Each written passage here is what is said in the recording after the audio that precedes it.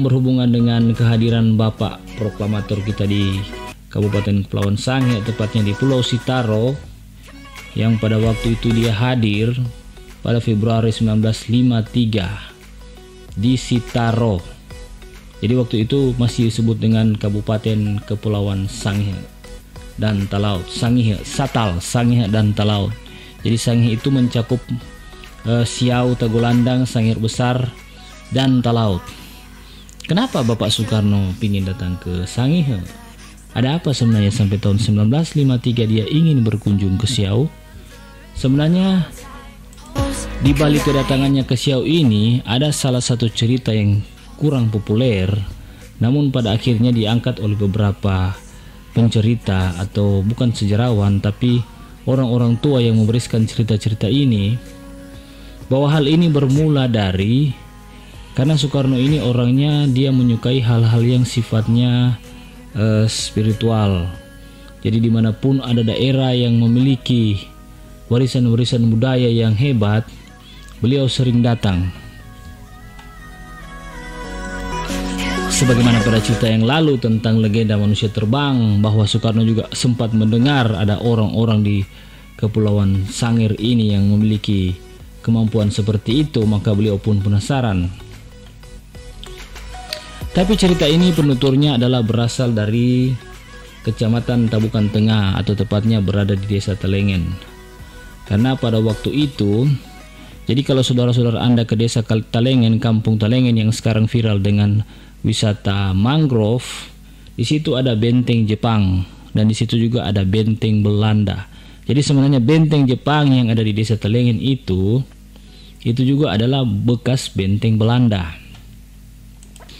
Dan kenapa sampai Belanda dan Jepang memilih Desa Talengen? Karena di situ adalah tempat yang strategis untuk memarkir kapal mereka. Karena Teluk Talengen itu aman dari segala bentuk angin yang mengancam. Oke. Jadi ceritanya seperti ini. Pada waktu itu ada seorang, ya katakanlah dia yang melakukan perlawanan dengan orang-orang Belanda pada waktu itu, pemerintahan Belanda, kolonial Belanda. Sehingga dia orang ini yang berasal dari Tabukan Tengah ini, dia memang seseorang yang memiliki kesaktian, atau zaman sekarang dia adalah seorang yang gimana ya, yang hebat lah. Sehingga dia melakukan perlawanan terhadap pemerintah Belanda ini. Dan karena sifatnya itu, maka beliau ini diasingkan.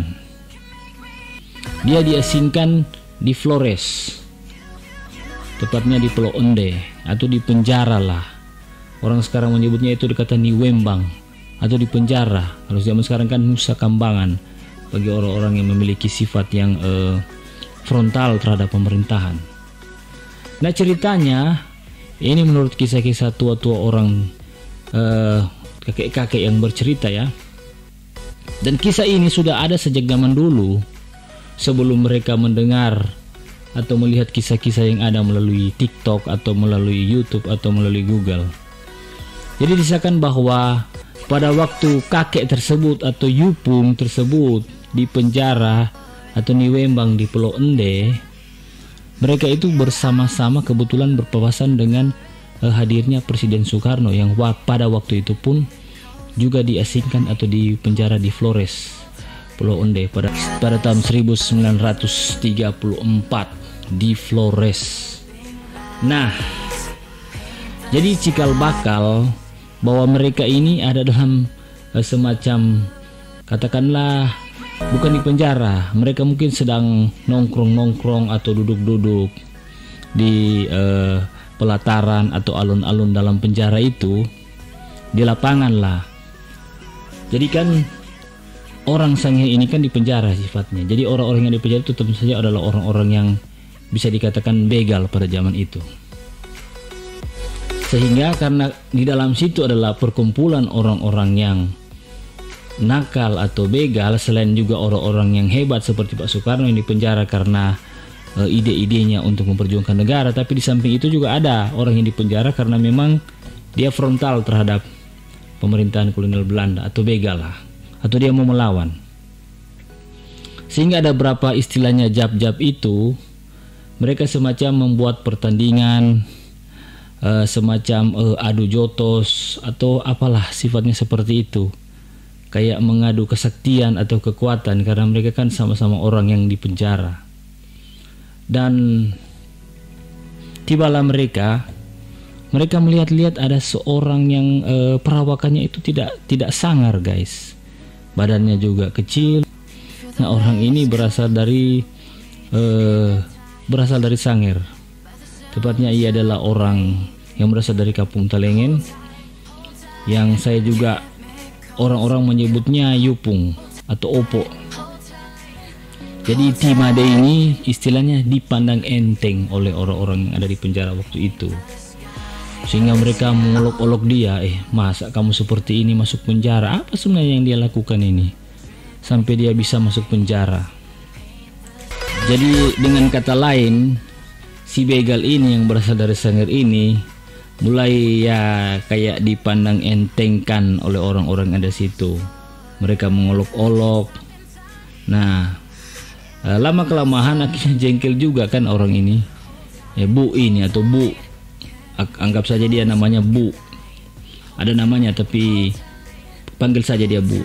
Jadi dia merasa lama-lama dia merasa jengkel atau marah. Karena dia marah ini, maka kan dia kan dipenjara karena memang memiliki semacam ilmu atau kesaktian, sehingga dia berani membangkang terhadap company waktu itu. Dia mengambil sebatang lidi. Waktu itu ada sapu lidi yang ada di area penjara, dan dia mengambil sebatang lidi. Dan dengan ilmunya itu, dengan ilmu yang ia miliki, ia menancapkan lidi itu di tanah, ya tepatnya di wilayah tempat mereka bersantai atau lapangan hall di dalam penjara tersebut yang dari tanah itu. Nah, dan dia memerintahkan kepada jab-jab ini, jadi dalam bahasa Sangir, kalau kalian memang hebat, silakan cabut dulu lidi ini, satu lidi ini yang dia tancapkan di tanah. Jadi mereka kayak pandang enteng, apa sebenarnya ini kamu mau menyuruh kami ini jab-jab yang berbadan besar ini untuk mencabut lidi tersebut. Dan satu persatu mereka semacam ya menganggap remeh lah. Mulai mereka mencabut lidi tersebut, tidak bisa dicabut, diganti lagi orang yang lain, tidak bisa lagi, mereka tidak bisa mencabut. Orang yang lain juga mencabut dengan menggunakan ilmu mereka juga tidak bisa mencabut. Sampai akhirnya semua orang-orang yang ada di situ atau jab-jab yang ada di penjara itu, selain Bung Karno ya, karena Bung Karno kan dipenjara karena otak, karena kepintaran, bukan karena kejahatan, bukan karena begal. Akhirnya mereka semua mencoba mencabut dan tidak ada yang bisa. Nah, disitulah mereka menjadi segan dan takut terhadap Bu ini, Opa ini yang berasal dari Sangir. Bukan main ilmunya itu, sampai ilmu mereka itu tidak bisa mencabut hanya sebatang lidi yang ditancapkan di tanah. Nah, dalam bahasa Sangir ini yang disebut dengan berang tuide.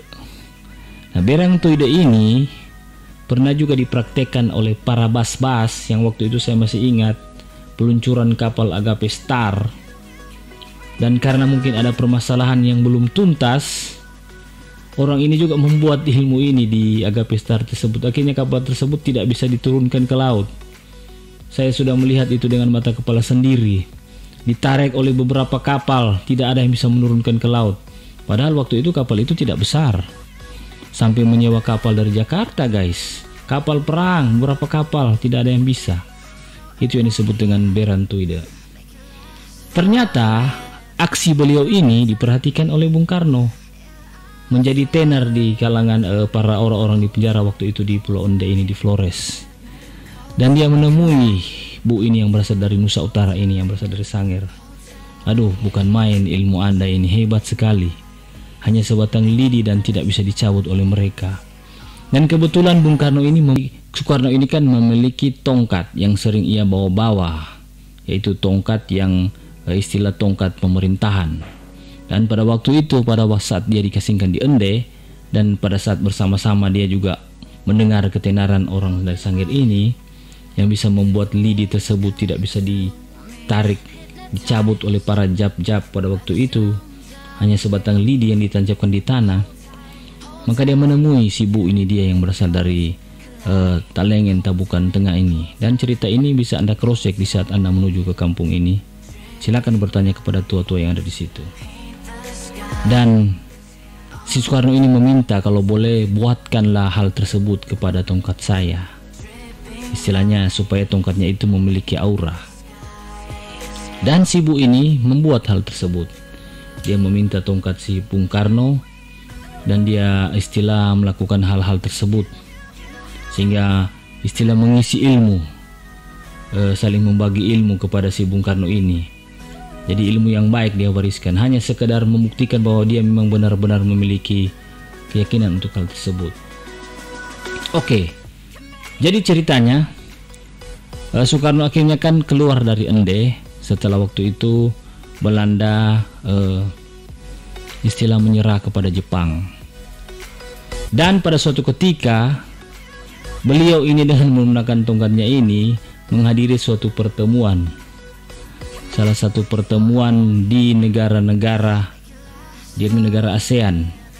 Jadi istilahnya ini setelah Jepang telah mangkat dari Indonesia, beliau ini sudah menjadi presiden dan akhirnya dia menghadiri beberapa pertemuan di ASEAN. Kebetulan dalam suatu peristiwa tongkatnya ini ketinggalan di meja sidang, di meja pidato. Nah, dia sudah kembali ke Indonesia ini guys. Ini yang diceritakan oleh para tua-tua. Ini diceritakan pada saat saya masih kecil, sekitar tahun 1999. Jadi saya masih ingat. Saya masih sangat kecil. Saya masih ingat dongeng ini, sangat populer. Dan Soekarno berkata kepada anak buahnya, ada orang menelpon bahwa tongkatnya itu ketinggalan di meja sidang. Oke, jadi Soekarno memerintahkan anak buahnya tolong kembali dan ambil tongkat saya yang ketinggalan. Tidak diceritakan juga di wilayah mana sidang ini dilaksanakan, pokoknya sidang di wilayah ASEAN. Dan anak buahnya pun kembali ke ruangan sidang dan dia menemukan tongkatnya ada di meja yang tersandar di samping meja. Anak buahnya mengambil, dan betapa herannya beliau pada saat beliau mau mengangkat tongkat tersebut, tongkatnya tidak bisa diangkat. Tidak bisa diangkat guys. Jadi beliau sudah berusaha untuk mengambil tongkat itu, membawanya ke Jakarta, tidak bisa. Akhirnya beliau kembali dan menyampaikan kepada Soekarno bahwa saya sudah ke sana dan saya berusaha mengambil tongkat Bapak, namun saya tidak bisa mengangkatnya. Masih ada di samping meja. Akhirnya Soekarno pun kembali ke negara tersebut. Dia pergi ke ruangan sidang tersebut dan dia melihat tongkatnya masih ada di situ. Dan dia mengangkat, baru bisa terangkat. Disitulah dia baru teringat bahwa tongkatnya itu ternyata pernah angkung wawera nakikoa sutau sange. Dan dia mengakui luar biasa, sangat luar biasa. Akhirnya terbukti ilmunya tersebut.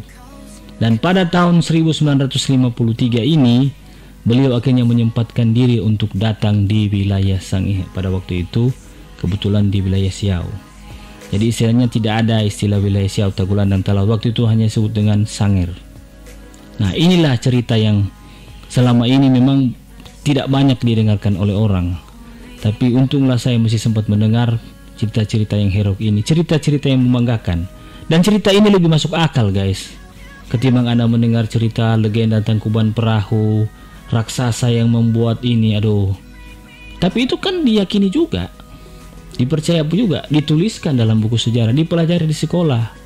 Legenda-legenda manusia terbang atau apalah, jin yang membuat candi dalam satu malam, dituliskan dan diajarkan, disebarkan. Nah, jadi kalau ada orang yang berkata sebelum ada orang yang memprotes cerita ini, bahwa cerita ini mengada-ada, ada begitu banyak cerita yang sebenarnya juga tidak masuk akal, tapi diajarkan di sekolah-sekolah. Kenapa? Karena itu membangkitkan rasa heroisme, meskipun itu legenda atau mitos, ya kan? Tetapi cerita kita ini bukan mitos. Inilah kisah-kisah yang memang diwariskan oleh para tentua. Tinggal bagaimana Anda menanggapinya. Jadi ini kita ambil positifnya, bukan sisi negatifnya. Bahwa di saat kita dial obok-obok dan dianiaya, maka akan muncullah pertolongan-pertolongan dari Yang Maha Kuasa. Mulanya menghormati orang tua, menghormati sesama, hidup dalam kebersamaan, memelihara upacara adat Torude, tari-tarian, sejarah-sejarah, serta bangga sebagai orang Sangir. Orang Sangir, orang Sanger, orang Kawanua. Kita bersaudara dengan suku Talaut. Kita semua orang Sangir, Siau, Minahasa, Bantik, dan Bulamangono. Kita semua bersaudara Sulawesi Utara. Oke, see you next time and jangan lupa subscribe.